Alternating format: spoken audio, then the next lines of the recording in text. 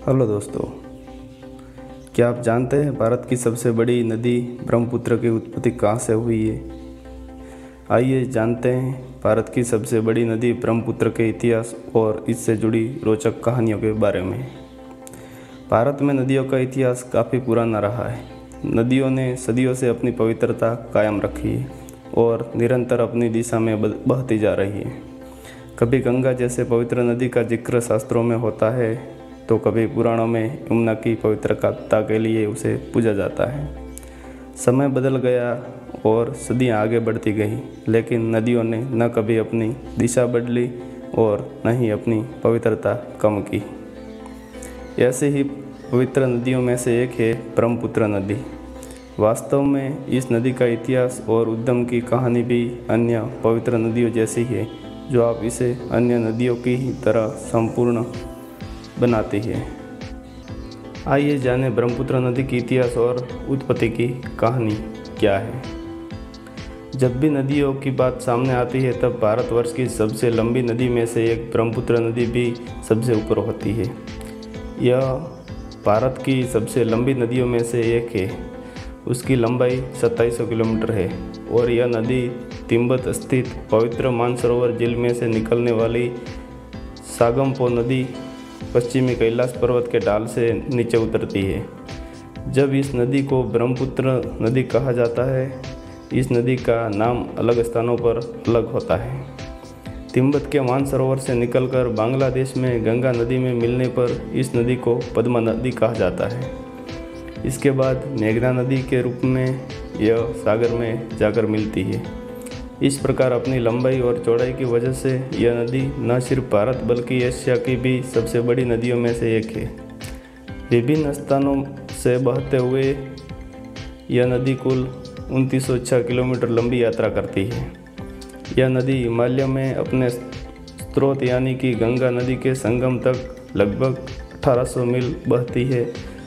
उसके बाद दोनों नदियों का मिश्रित पानी बंगाल की खाड़ी में गिरता है। ब्रह्मपुत्र नदी का उद्गम स्थान हिमालय के उत्तर में तिब्बत के पुरंग जिले में स्थित मानसरोवर झील के निकट होता है। इस स्थान पर इस नदी को यरलुंग तसंगमपो कहा जाता है। तिब्बत में बहते हुए यह नदी भारत में अरुणाचल प्रदेश राज्य में प्रवेश करती है। असम घाटी में बहते हुए इसे ब्रह्मपुत्र और फिर बांग्लादेश में प्रवेश करने पर इसे यमुना कहा जाता है।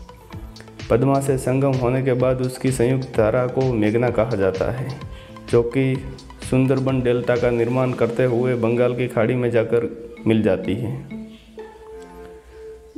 यारलुंग तसंगपो द्वारा यह ब्रह्मपुत्र एकमात्र पुरुष नदी है जिसका शाब्दिक अर्थ ब्रह्मा का पुत्र है। यह नदी हिंदुओं, जैनों और बौद्धों द्वारा पूजनीय नदी है। बौद्धों का मानना है कि बहुत ही पहले चांगथांग पठार एक महान झील थी। यह एक दयालु बौद्धिस्ट ने गंभीरता से महसूस किया कि पानी नीचे के लोगों तक पहुंचना चाहिए, इसलिए उन्होंने यारलुंग तसंगपो के लिए हिमालय पर्वत के माध्यम से एक पानी के बहने का स्थान बनाया ताकि पानी नीचे की ओर प्रवाहित हो और मैदानी इलाकों को समृद्ध किया जा सके। हिंदुओं के लिए ब्रह्मपुत्र नदी ब्रह्मा और अमोद ऋषि का पुत्र था। अमोद ऋषि शांतनु की सुंदर पत्नी थी। ब्रह्मा ने उसके अच्छे रूप से मुग्ध होकर प्रेमपूर्ण प्रगति की, जिसके कारण एक लड़के का जन्म हुआ जो अमोद को बहुत परेशान कर रहा था। लड़का पानी की तरह नीचे बह गया। ऋषि शांतनु ने उस ब्रह्मा के पुत्र को कैलाश, गंधमादन, जरूदी और संवर्धिक के 4 महान पहाड़ों के ठीक बीच में रखा।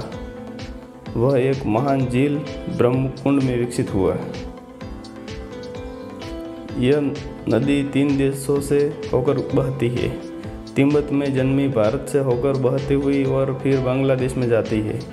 तिब्बत में जिन पहाड़ों, घाटियों और जंगलों से होकर तसंगपो बहती है, उन्हें अत्यंत पवित्र माना जाता है।